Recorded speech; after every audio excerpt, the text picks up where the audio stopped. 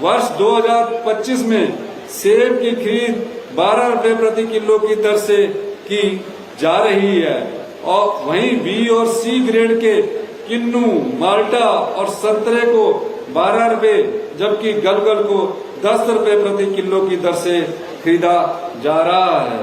राज्य सरकार सीडलिंग, कलमी व कच्चा अचारी आम 12 रुपए प्रति किलो की दर से खरीद रही है।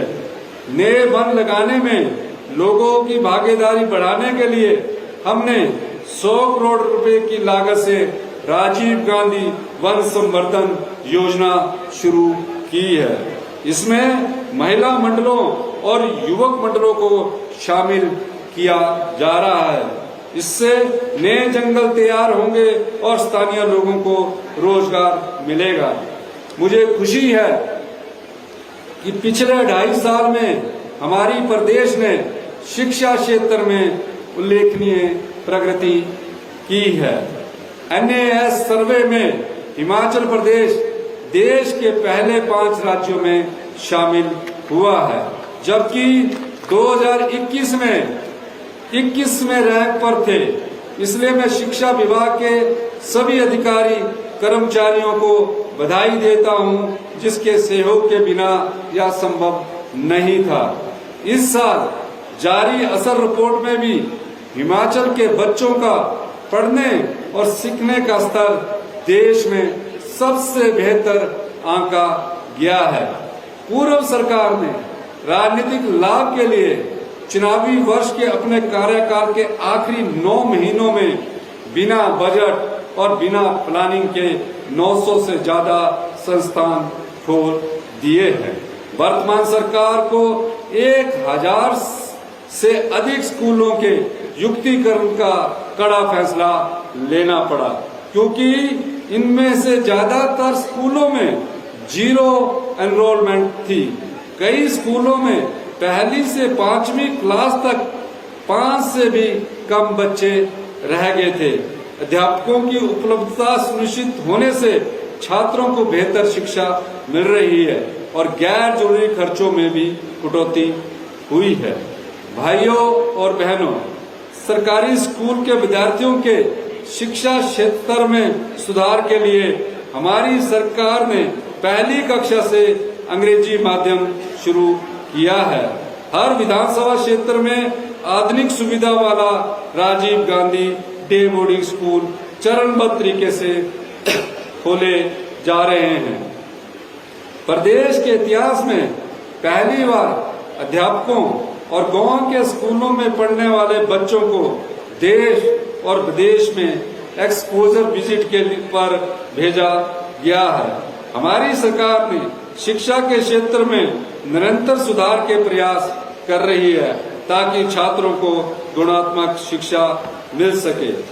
आज मैं घोषणा करता हूं कि सभी सरकारी एजुकेशन इंस्टीट्यूशंस के अध्यापक एकेडमिक सेशन के बीच रिटायर नहीं होंगे।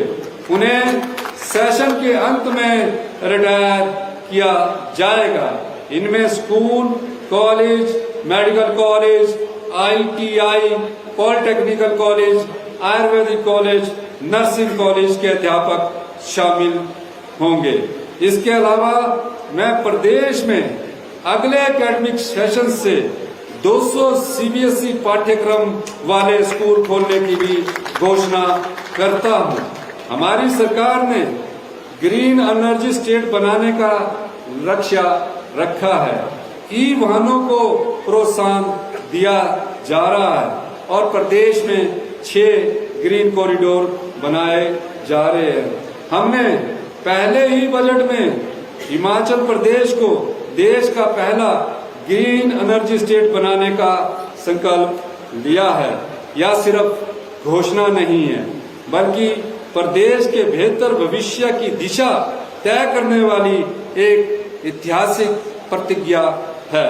इस कदम से आज युवाओं के लिए स्वरोजगार के हजारों अवसर पैदा हो रहे हैं।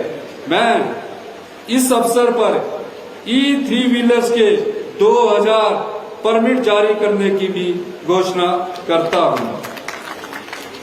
हमने जनजातीय क्षेत्रों में 100 किलोवाट से 1 मेगावाट तक की सौर परियोजनाओं के लिए 5% ब्याज सब्सिडी देने का प्रावधान किया है, जबकि गैर जनजातीय इलाकों में इन सौर परियोजनाओं के लिए 4% ब्याज सब्सिडी दी जा रही है।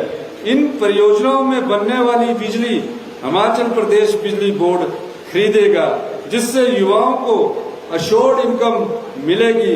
इस योजना के लिए मैं 61 करोड़ रुपए देने की घोषणा करता हूं। 124 करोड़ रुपए की लागत से बस अड्डों पर ई चार्जिंग स्टेशन स्थापित करने का कार्य जारी है। 327 इलेक्ट्रिकल बसेस खरीदने के लिए टेंडर जारी कर दिए गए हैं। हमारी सरकार ने युवाओं के लिए 680 करोड़ रुपए की राजीव गांधी स्वरोजगार स्टार्टअप योजना शुरू की है। इसके पहले चरण में ई टैक्सी खरीदने के लिए 50% सब्सिडी दी जा रही है। दूसरे हिस्से में निजी भूमि पर 50% सब्सिडी पर 100 से 500 किलोवाट तक के सोलर पैनल लगाने का प्रावधान किया गया है। योजना के तीसरे हिस्से में किसानों को प्राकृतिक खेती से जोड़ा जा रहा है। महिलाओं की आर्थिक सुरक्षा के लिए हमने 18 से 59 वर्ष की पात्र महिलाओं के लिए इंदिरा गांधी प्यारी बहना सुख सम्मान निधि योजना शुरू कर दी है। इस योजना के तहत 2,96,280 महिलाओं को हर महीने 1,500 रुपए की सम्मान राशि दी जा रही है। प्रिय प्रदेशवासियों, हम आपको विश्व स्तर की स्वास्थ्य सुविधाएं उपलब्ध करवाने के लिए हर संभव प्रयास कर रहे हैं, ताकि किसी भी मरीज को इलाज के लिए हिमाचल से बाहर जाने की जरूरत न रहे। मैं खुद प्रदेश के चिकित्सा संस्थानों के डॉक्टरों के साथ स्वास्थ्य क्षेत्र में नई तकनीकों को शामिल करने पर चर्चा कर रहा हूं। आईजीएमसी शिमला और टांडा में हमारी चर्चा हो चुकी है और नेरचौक अस्पताल के डॉक्टरों के साथ चर्चा करने के लिए मैं जल्द ही आऊंगा। हमने रोबोटिक सर्जरी की ऐतिहासिक शुरुआत कर दी है। प्रदेश के मरीजों को पहली बार रोबोटिक सर्जरी की सुविधा शिमला के चमियाना हॉस्पिटल में मिलना शुरू हो चुकी है। यह प्रदेश का पहला हॉस्पिटल भी बन गया जिसमें मरीजों की रिपोर्ट्स ऑनलाइन मिलेगी। आने वाले समय में आईजीएमसी शिमला, नेरचौक, टांडा और हमीरपुर मेडिकल कॉलेज में भी रोबोटिक सर्जरी की सुविधा उपलब्ध करवाई जाएगी। कैंसर मरीजों के लिए मुफ्त इलाज और दवाइयों का प्रावधान किया गया है। हमीरपुर में उत्कृष्ट कैंसर हॉस्पिटल स्थापित किया जा रहा है। हम मेडिकल कॉलेज से लेकर सिविल हॉस्पिटल तक में पुरानी मशीनों को बदल रहे हैं। नई और आधुनिक MRI, CT scan, x ray machine लगाने के लिए सरकार ने 3,000 करोड़ खर्च करने का निर्णय लिया है। मैं आज सरकाघाट के लोगों को अटल मेडिकल एवं रिसर्च यूनिवर्सिटी को नेरचौक से सरकाघाट शिफ्ट करने की भी घोषणा करता हूं।